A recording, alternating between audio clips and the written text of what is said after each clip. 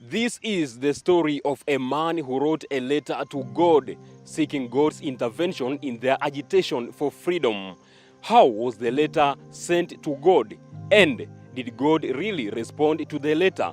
Come along, come, let us seek the answers. The man stood to his full height, stared the British colonialist in the face and asked him to leave so that Africans could worship their own God. He was called Elijah Masinde Owa Nameme Hwa Mwasame. That is Elijah Masinde of Nameme, the son of Mwasame.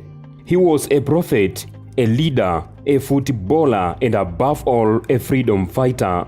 Born in 1908 in Maeni, Kimilili in Bungoma County, Elijah was irritated by Kenya-Uganda Railway snaking its way through Bukusuland. He even started his own religion, Dini ya Musambwa, to agitate for social, political and religious freedom. Elijah kamokongorali basungu bano baliko bacha bamulekera kamaro. Bantu sebaminata. When Elijah foresaw that the white man was about to leave, people were cynical. The white man was hot on Elijah's heels, baying for his blood. Elijah dug a trench in Chesamis and hid underground just like a mole. The white man could not trace him until someone informed on Elijah.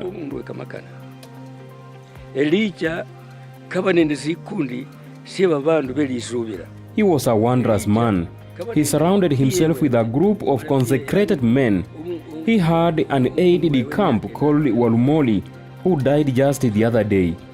Walumoli's visions were marvelous. He would just enter into a trance and tell you exactly what you had just done before coming to him. Men of that caliber are the ones who surrounded Elijah and contributed to his prophecy.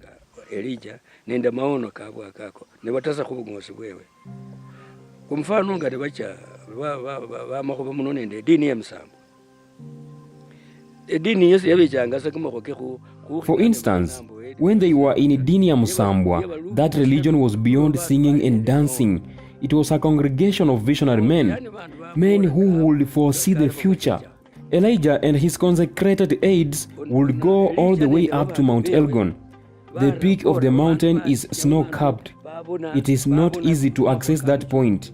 He would do daring things to prove his prophecy.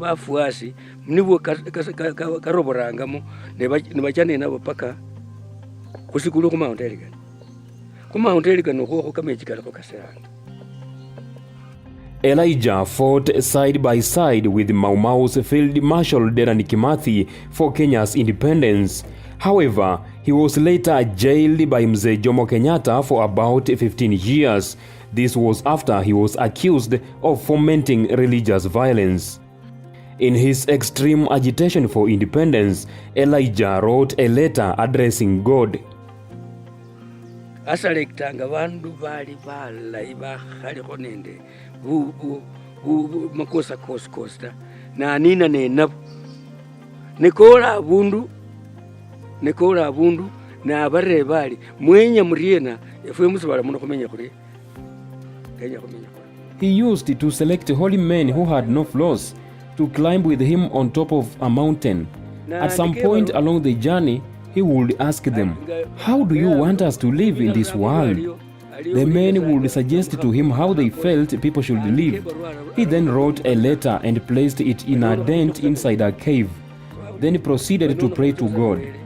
"Let us petition our case to God. We shall get answers." They took a sacrificial goat and other possessions and scaled the mountain. Up there, they slaughtered the goat and prayed to God. After resting, they descended to where they left the letter. They found a reply to the letter. This really motivated him because he had lamented how the British had murdered Africans, yet still living among them. God's response was that the British were going at last. "Fear not, soldier on." He addressed God in the letter. He addressed God because Musambwa brethren worship God, and the prayer was to seek God's intervention. Before going in the sight of God, one has to sanctify himself. You heard the story of God and Moses. When he called Moses, he instructed him to take off his sandals because the place was holy. You have to be sanctified before making your prayer. You pray to God whom you can't see, but the place is holy. No human goes there anyhow. But them in their dreams they saw it fit to pray there. In their dreams they received visions.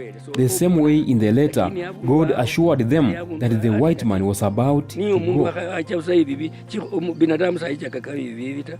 Lakini babonera mumawono mba abundu awoniyo kuyileka masako babechanga ati oli bakonane kusya bindu bantu bababolele mu marolo wali sindu sino silyawo silyo sindu fwana sino fwana sila none ebarua yeyo nga nikandika oli kechani banyole kama chiwoli basungu balacha mukhele enyuma ta. The caves that Elijah and his followers visited are found in Mount Elgon. Locals, that is the Sabaoth, were awed by his deeds and wished to scale the mountain and offer their prayers too. Elijah granted them their wish and they set out on an adventurous journey.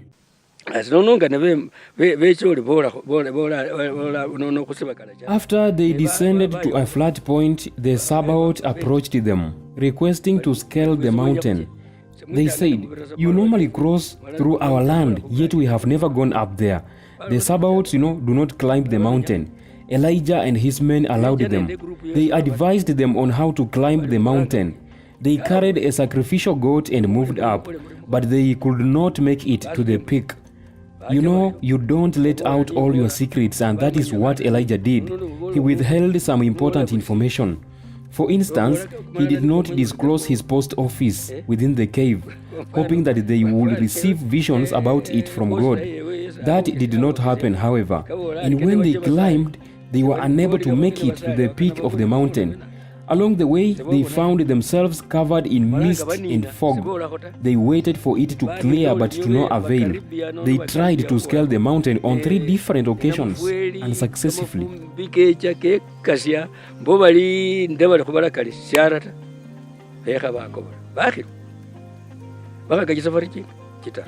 Mount Elgon is known among Musambwa congregants as Mount Zion, meaning a place where God resides.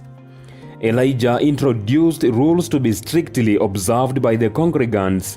During prayers in a shrine known as Namwima, the congregation faces Mount Zion.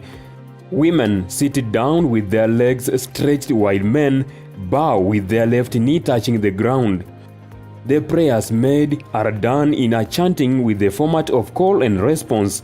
The leaders utter some verses of the prayer while the rest of the congregation respond with other verses.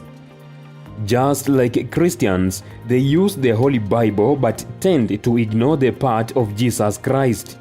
Elijah was resistant to the colonial rule, and therefore anything that came with it was discouraged by him and the Dinia Musambwa at large.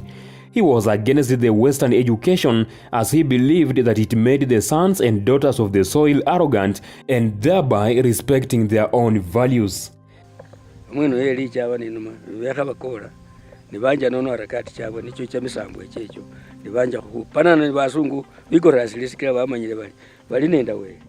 That is Elijah for you. They came back from Mount Zion and embarked on agitation for freedom. They fought fiercely, knowing that God was on their side. In his prophecies, he had warned the Bukusu that our people would come and bring about confusion that will make them abandon their ways.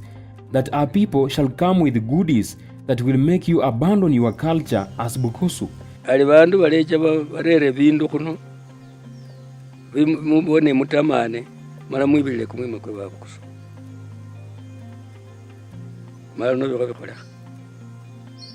We can see that today, orchestrated by foreign religions and business. During his time, he would wedge a bottle inside a tight skirt worn by a woman to rip it.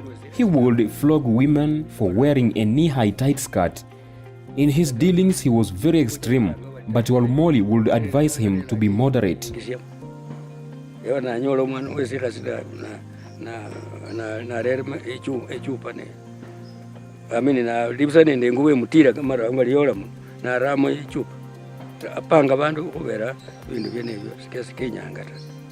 Elijah Wanameme, just like any other Bokoso elder, was polygamous. He had 6 wives.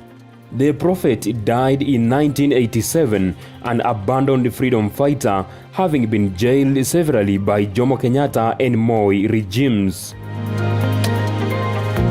Thanks for watching Culture Hub TV. More episodes coming up. Don't forget to subscribe, like, and share the video with your friends.